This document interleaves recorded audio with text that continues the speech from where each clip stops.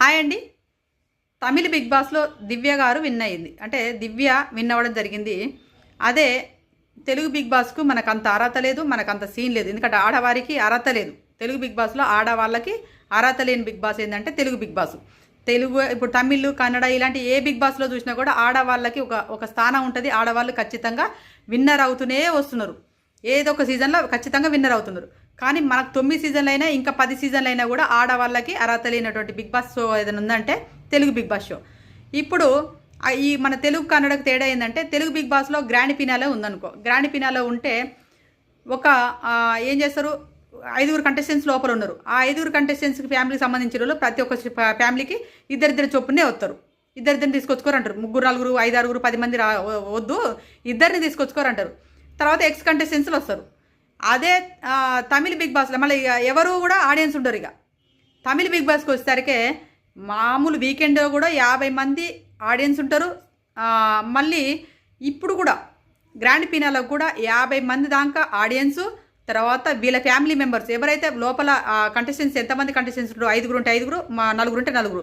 ఆ కంటెస్టెంట్స్కి సంబంధించినటువంటి family members 10 మంది ఉంటే 10 మంది కూడా రావచ్చు. అంతమంది ఫ్యామిలీలను పిలుచుకుంటారు. నెక్స్ట్ ఎక్స్ కంటెస్టెంట్స్ కూడా వస్తారు.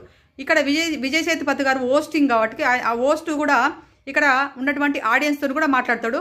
ఇక వాళ్ళు మాట్లాడినటువంటి మాటలు కూడా ఇతను వినడం, తర్వాత మంచిగా సమాధానం చెప్పడము, తర్వాత కంటెస్టెంట్స్తో మాట్లాడడము, ఇలాంటివన్నీ మనం తమిళ బిగ్ బాస్లో చూస్తాం. కానీ తెలుగు బిగ్ బాస్కి అంత టైం ఉండదు.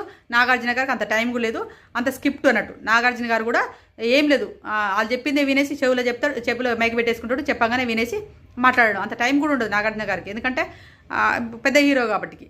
అక్కడ విజయ్ సేతుపతి గారికి టైం ఉంటుంది. అతను వీళ్ళు చెప్పిందాన్ని వింటాడు, వీళ్ళతో మాట్లాడతాడు, వీళ్ళతో సంభాషిస్తాడు ఆడియన్స్తోని. తర్వాత లోపల కంటెస్టెంట్స్తో వింటాడు, లోపల కంటెస్టెంట్స్ కూడా కూర్చొని ముచ్చట పెడతాడు, అన్నీ చేస్తాడు అన్నట్టు. అందుకు అక్కడ ఆడవాళ్ళకు కూడా విలువ ఉంటుంది. ఆడవాళ్ళకు విలువ ఉండడం వల్ల ఆడవాళ్ళకు విన్నర్ అవుతారు అక్కడ. అంటే తమిళ్ అయినా, కన్నడ అయినా, మలయాళం అయినా, ఇలాంటి వాటిల్లో షోలలో తమిళ్ బిగ్ బాస్ షోలన్నా ఆడవాళ్ళు విన్నర్ అవుతారు. కానీ ఓన్లీ తెలుగు బిగ్ బాస్కి అయితే ఇంకా 10 సీజన్లు పోయినా కూడా ఆడవాళ్ళకి అర్హత లేదు. ఇదైతే పక్క. మీరు కూడా అలానే అనుకుంటారా లేదా అని చెప్పండి.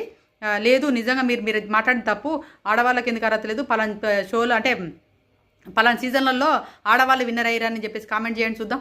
ఆడవాళ్ళు ఎక్కడ విన్నర్ అయ్యారో కామెంట్ చేయండి చూద్దాం. మనకు అంత సీన్ లేదు, ఎందుకంటే ఆడవాళ్ళకు అర్హత లేదు.